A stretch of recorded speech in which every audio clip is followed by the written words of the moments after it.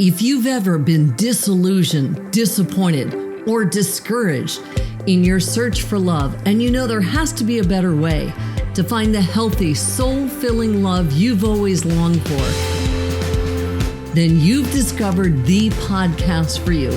I know, as Ken's work personally has led me to find the love of my life. So here's your host of Deeper Dating, Ken Page. Hello, everybody, and welcome to the Deeper Dating Podcast. I'm Ken Page. I'm a psychotherapist and a coach and the author of the best-selling book, Deeper Dating, the creator of the Deeper Dating Intensive, and your host in this podcast. And today, we are going to talk about sex, and specifically about how you can discover your sexual core gifts.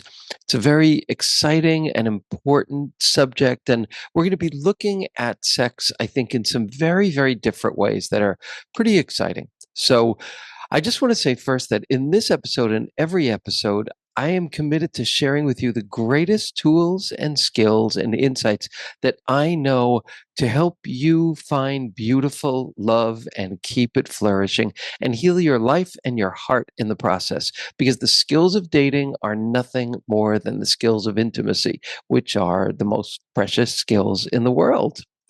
And if you want to learn more about the deeper dating path to deeper intimacy, just go to deeperdatingpodcast.com, and there you can join my mailing list. You can get a wonderful free ebook with the 5 keys to deeper dating and tons more resources and tons more connection with me and with this work, and a transcript of every one of the 190 something episodes of this podcast that we've done. So I'm so glad you're here, and let's jump in. So, sex is such a key player in so many different ways, and our core gifts live there. A therapist who I had once said something so interesting. She said, we were talking about sex and my sex life, and she said, sex is like an x-ray into your being. Like what you see about how you do sex and how you are in sex is such a metaphor and also such a kind of like reflection of how you are in life and in your relationships. And that is so true around this subject of core gifts. Because it turns out your sexual core gifts, the things that are your unique language of sexuality, the places where you are the most beautiful and amazing and connected in sex, reflect similar qualities in your overall entire life. And at the same time, the things that make you go numb in sex, like kind of disconnect from yourself and play a role, or think you can't be you, or think, I'm not going to say this, I'm not going to ask for this, I'm not going to share this, I'm not going to express this, capture the very same kind of things that outside of the bedroom or wherever it is that you're having sex, that these same qualities live. They reflect them in profound ways. And the places and the ways that we get wounded around our sexuality are so connected to the ways that we get wounded around our essential self, our deepest nature, our most vulnerable parts, our most tender and sensitive parts. One is a mirror of the other. That's something that we don't really get taught. And what I'm going to talk about in terms of that mirroring is this concept of core gifts, as I help you in this episode discover your sexual core gifts. So for those of you who don't know about this concept of core gifts, you can look at most of my Deeper Dating podcast episodes, and I'm going to link some particular episodes right here and here that specifically talk about core gifts in your life. So instead of thinking of yourself as someone with strengths and weaknesses, you can also think of yourself as someone with gifts and wounds. It's a lot less binary, but it turns out, and this is this kind of miracle of the way the world was built and the way that we were built, The things we're most embarrassed to share reflect and show our deepest gifts. For example, maybe we feel like we're too intense. Um, and there's shame around that. And we've gotten in trouble around that. We've been too intense. We've hurt people's feelings. We've asked for things that people can't give. We've asked for things and then got really beaten up or shamed for that. So we develop a sense of like, that part of me is not good. But there's deep, deep passion in that part of you, and your core gifts lie there. And in fact, the places of your deepest insecurities reveal your greatest gifts. And the work that we do in this deeper dating path is to recognize those parts of ourselves where there are kind of the most nerve endings in our being, where we feel the most joy, the most aliveness, the most connectedness, the most pain, the most anger, the most anxiety are the places where we have like kind of the most nerve endings in our being, where we feel the most and we register the most. And our tendency again and again, which is supported by a lot of thinking, is that we feel ashamed of those parts of ourselves instead of excavating and saying, what's the deep and profound soul gift inside this thing that I feel embarrassed and ashamed by?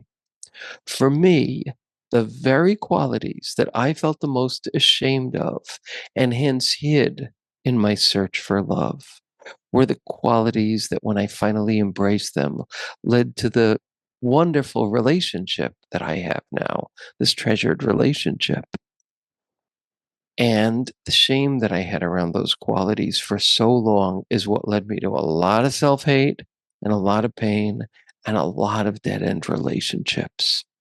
This is this cherished concept that in the center of your being, the parts that maybe feel so tender and so vulnerable, your greatest power and your greatest gifts lie. And when you become organized around honoring them, expressing them, being curious about them, giving them a voice, giving them meaning, giving them images, you become the empowered you.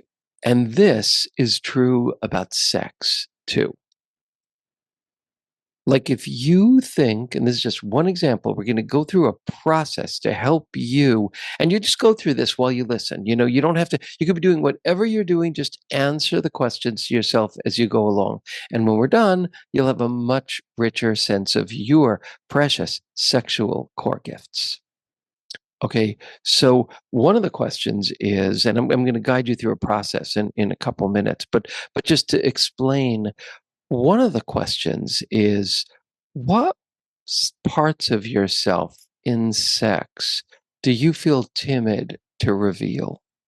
Or have you felt timid to reveal? Maybe you don't now. Shy to reveal. Maybe shy to even admit to yourself, much less to another person. These are qualities then that are shadow qualities, which sabotage us until we embrace them, to put it kind of simply. So, the stuff you don't express in sex is totally connected to your sexual core gifts. And the rediscovery of that is a huge, huge process and a very, very valuable, precious thing. Okay, so let's jump in now. I'm going to give you some questions for you to answer. And as you answer them, this will help you be able to identify some of your sexual core gifts. So we're going to have some fun with this. And I'm going to ask you questions and you just think of the answer. And I'm super excited to think about what this is going to mean for you. So I want to start with this section by reading something from my book that I think captures something important. As terribly as we've been trained around dating, our training around sex has been even worse. Few of us have been taught how to handle our lusty sexual exuberance and our secret sexual desires in a healthy, non destructive way. And few of us have been taught how to use sex to share our deepest tenderness, our very soul. And God knows almost none of us have been taught how to embrace both simultaneously. So the great majority of us come to a compromise We don't let ourselves go all the way with our tenderness or all the way with our wildness during sex with someone we love. When we show one side, it's often hard to show the other at the same time. All of us fall into sexual patterns where we enjoy sex, but somehow avoid the heat of the heart of our deepest vulnerability and desire. Most of us, deep down, are both wilder and more tender than we allow ourselves to reveal. And sex is an amazing place to reveal both of those. So, the first question that I want to ask you to think about is, safety is the basis of play. Play happens best when we are safe. And play doesn't have to be, a low vibe thing. It can be an exalted, glorious, wonderful thing. Play is like one of the heightened states. My mentor, John McNeil, wrote a whole book about play as one of the highest states of being. Because when we feel trusting, that's when we can play. So this trust piece, question number one for you is, in sex, what are the things that make you feel safe? Like really safe. So I'd like you to just think about that. You could pause the recording, or you could just take a moment, as I'm talking, and think, what are the things that make you feel safe? They may be clear boundaries. They may be a sense of the other person's goodness and care for you. They may be a sense that you could say kind of pretty much anything that you want and you will be met with acceptance. It may be a knowledge that you will protect yourself by setting boundaries, saying what feels good, saying what doesn't feel good, not keeping yourself silent when you need to say something about what feels right or doesn't feel right. Or maybe it's that the other person feels safe in those ways, but just take a moment to think about this. What are the things that make you really feel safe to be able to play, to be free, to be wild, to be tender in sex, to show your soul in sex? So that's the first question, and it's a super important one, and it's like the question to start with, because the other questions can't really occur in an atmosphere where there isn't that sense of safety. So, a couple things I'm going to say here are, when people are really high on drugs, on alcohol, um, sexual desire comes forefront, and emotional safety, health repercussions, all of those things, concern for the other person, come after or don't come at all. So that's like one of the risks of being really intoxicated during sex, one of the many, many risks. So that's safety. What makes you feel safe? And it's individual for different ones of us. And if you've had trauma, that understanding of what helps you feel safe is such a key thing to work on.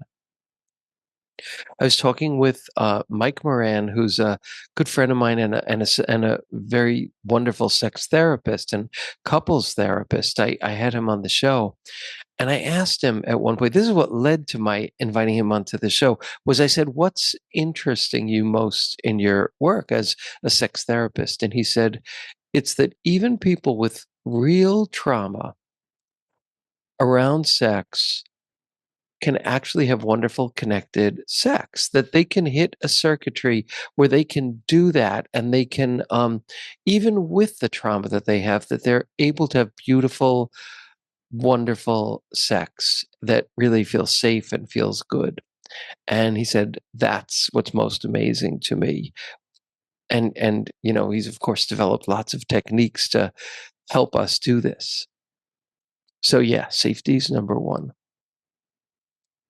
Second one that I want to ask you about is, What really like touches your heart in sex? Think about that for a second. Like, remember times when in sex, maybe something was touched where it was more than sex. Your heart was really touched. Maybe you started to cry or shake or feel a sense of joy or exaltation or delight, um, or deep love, or any one of a million things, because sex is powerful. It's powerful. It's powerful as a glue between two people who love each other.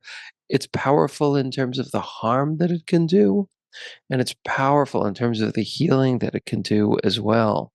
And your sexual and romantic core gifts come out when you feel safe and have tremendous, tremendous power. They're such an important part of your beauty and your essential self. So that's the question. What moves you? What moves you in sex? What deeply moves you?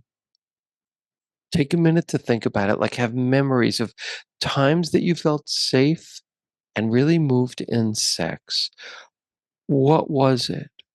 Was it the way that your partner was looking at you? Was it what you were feeling? Was it like a mystery? A dear friend of mine had an incredible sexual experience uh, with his partner, and his partner and something amazing happened that they couldn't put words on, and his partner wrote a poem about it. He called it "What Was That?" So, yeah, think about that. Think about the things. Think about what kind of pacing makes you really kind of feel connected to your heart. What kind of ways of being touched?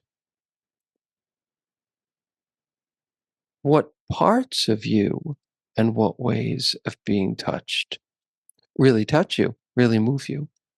What are the kinds of connections with a partner that when you're sexual together, your heart feels really moved?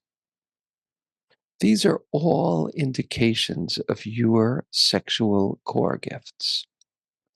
Those places where you're really moved speak to your core gifts and what they are.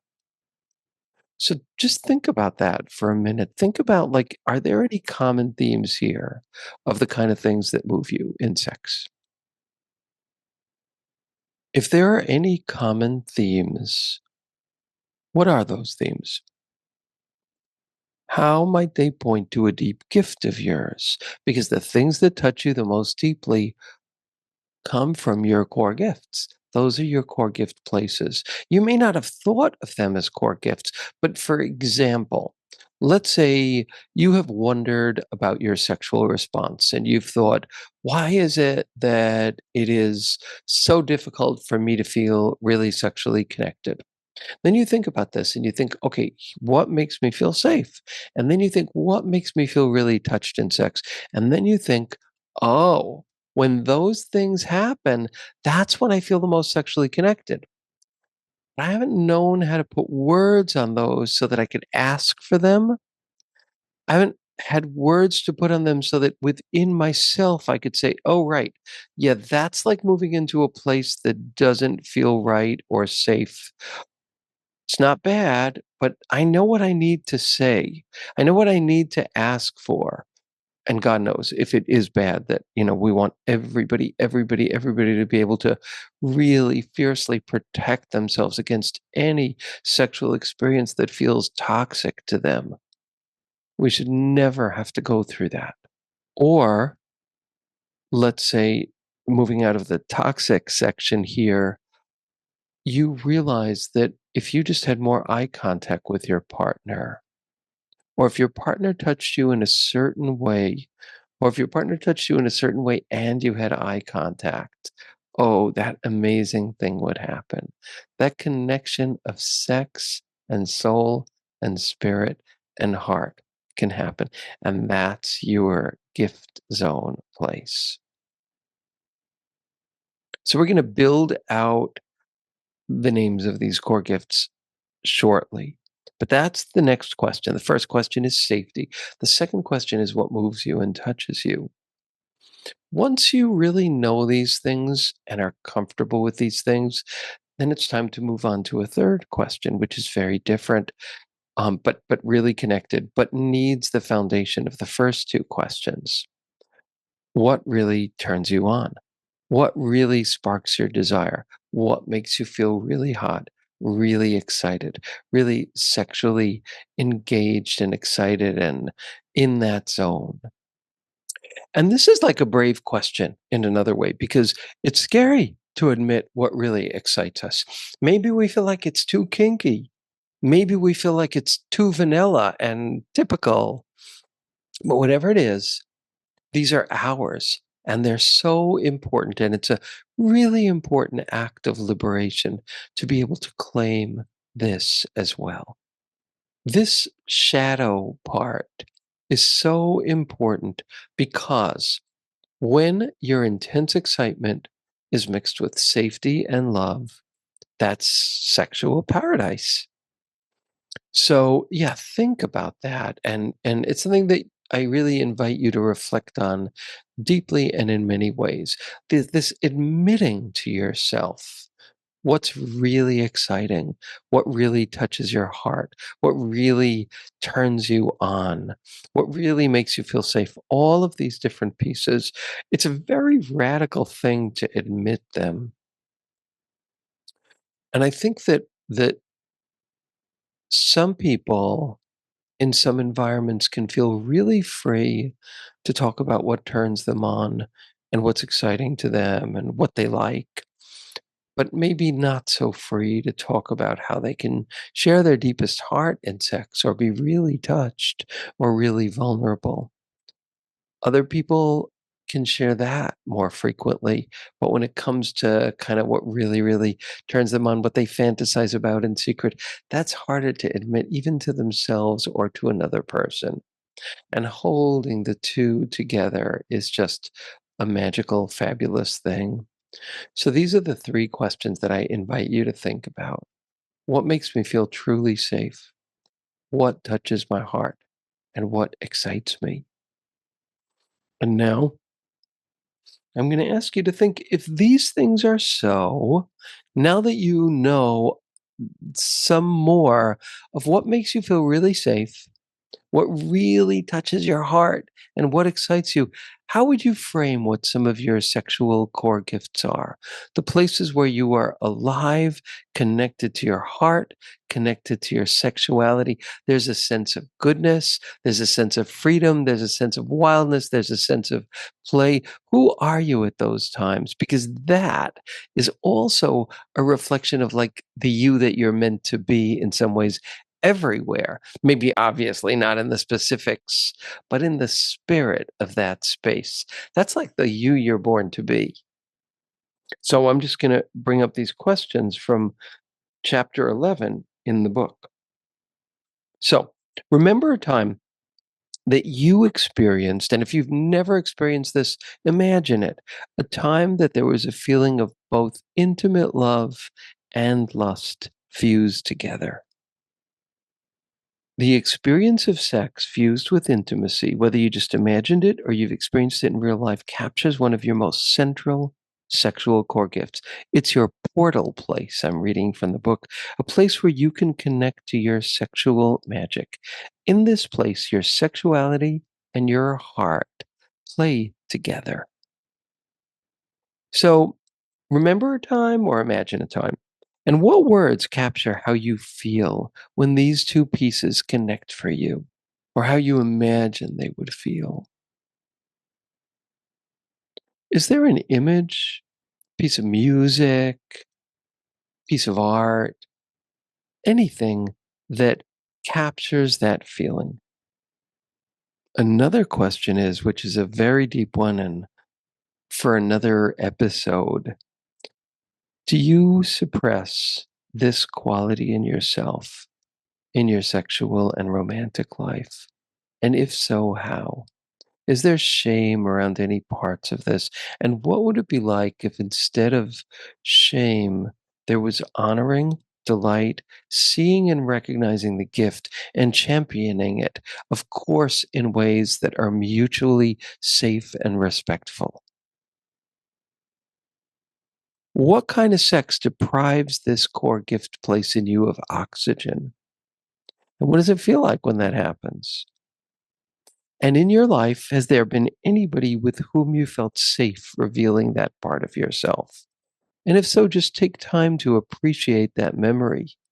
Even if the relationship wasn't right, remembering that gift of it. And now, see if you could just find words that capture this sexual core gift of yours when it is allowed to be. If it was loved into fullness and allowed into fullness and free to really be fully expressed, put words on what that gift is. And how might that be a reflection of who you are meant to be in your life? Because sex is an x ray into our whole being. And imagine what it will be like, or would be like, or could be like to be in a relationship where this part of you was celebrated and allowed, and that it was mutually done. How fabulous that would be. Maybe you're in a relationship where you could work toward that. Maybe your next relationship will allow that. Picture that, because it's something that is, very wonderful, and something that you really deserve. So here's the other fabulous thing. The more you can name your sexual core gifts, like your core gifts in any arena of your life, the more that you can name them, the more that you can step into them, the more that you can be embodied in them, the more that you can find a language to express your needs, your desires, your heart, and your soul around these core gifts. And with all of that, the more you will become allergic to situations that take oxygen from this. And the more you will magnetize and be magnetized toward relationships that allow this beautiful, beautiful dimension of yourself to be able to unfold. So I just want to say that these are big, big, broad concepts. And if you are interested in diving in deeper, there is the book. There's my book, which is a course in a book. There's the online course, which you can also find at deeperdating.com. The book you can find at Amazon or anywhere. And there's my 6-month intensive, which is a small group experience for just 12 people. And if you're on my mailing list, you will get to hear about it. I'm now actually filling the 22nd cohort of the Deeper Dating Intensive. But in any case, I hope this was useful and valuable to you, and I hope that you learn in deeper ways to treasure, name, and understand your sexual and your romantic core gifts. So thanks so much, and I look forward to connecting on the next episode of the Deeper Dating Podcast.